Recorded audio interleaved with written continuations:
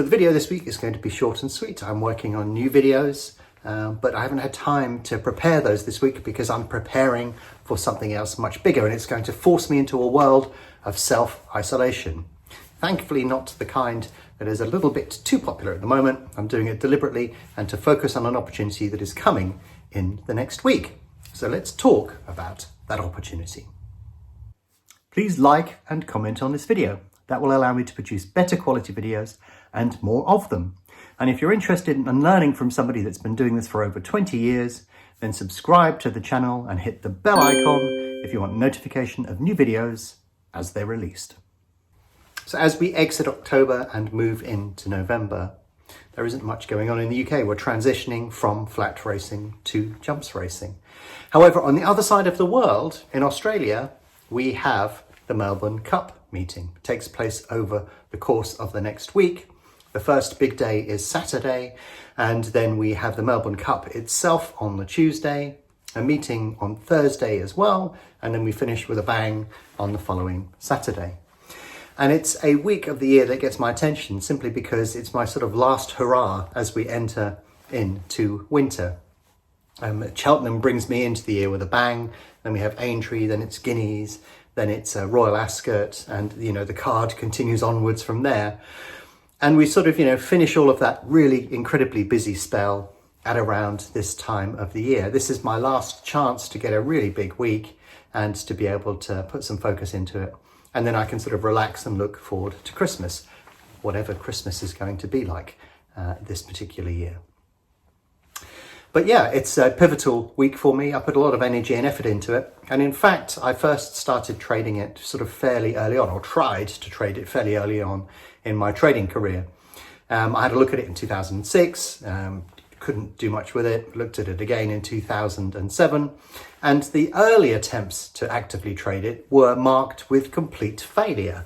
The Melbourne Cup was a race that I was familiar with, and I thought, well, why don't I get up at 4 a.m. in the morning, like you do, to have a look at it and see if I could actively trade it.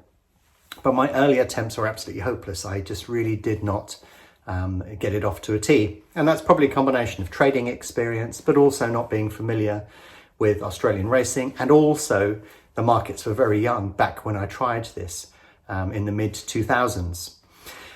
So as a consequence, I didn't get off to the best possible start, and it was difficult to do as well. I had 3 toddlers and they were taking up most of the house, so I converted half the garage into a little trading den and basically insulated that, and I would sleep in the garage or perhaps sleep in the house and cross over to the garage in the middle of the night in November when it's freezing and cold outside in order to give a go, or in order to have a go at the Melbourne Cup meeting.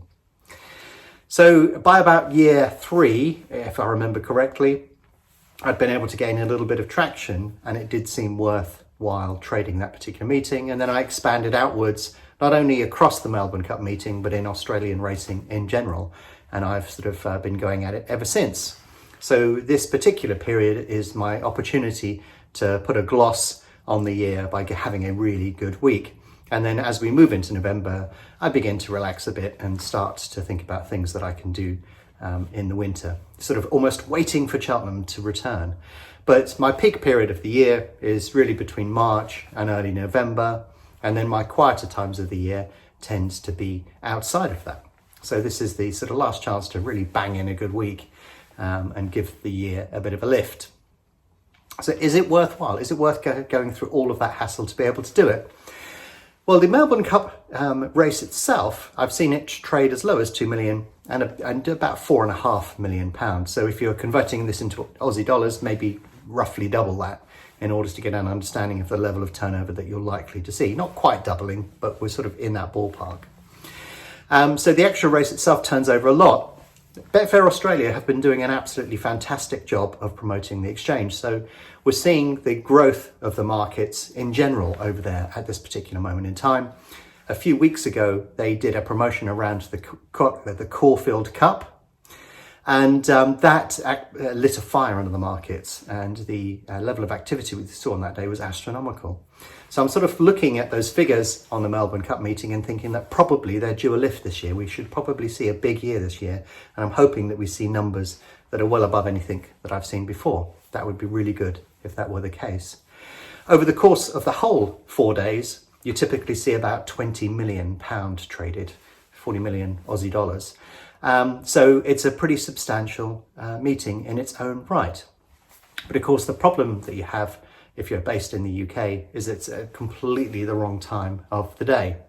On the first day of the meeting this Saturday, the first race is at 20 to 1 in the morning, and you would typically finish about sort of 7 o'clock, which obviously means that you just wipe out your entire night's sleep. So that is why I am self-isolating. I am shutting myself off from the world and living a completely different life basically for the next week. So I will be quieter in general and overall, and that's because it will be getting my full attention. I will not want to be disturbed from that particular target. Now, the thing is that since those very early days of having a converted garage and working in the absolute freezing cold in the middle of the night, things have improved somewhat for me.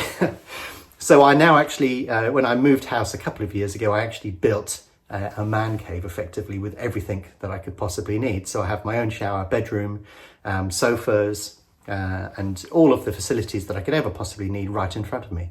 So I'm not exactly going to be slumming it this year to be able to actively trade the Melbourne Cup meeting. I'm going into the last bits of preparation now to make sure that I've got everything that I need, and the door will get closed to the main house, and then I will be on my own basically and working as hard as I can to make sure that I'm as well prepped and fresh and ready for the Melbourne Cup meeting. So yeah, it's an interesting meeting to trade. There are plenty of opportunities within it, but obviously it takes a little bit of commitment to be able to do that. The two big days are the two Saturdays. Thursday is not so big. Flemington is the only big race meeting on that day, and as a consequence, there's not much else to trade. And also, it's just not as good as the other days.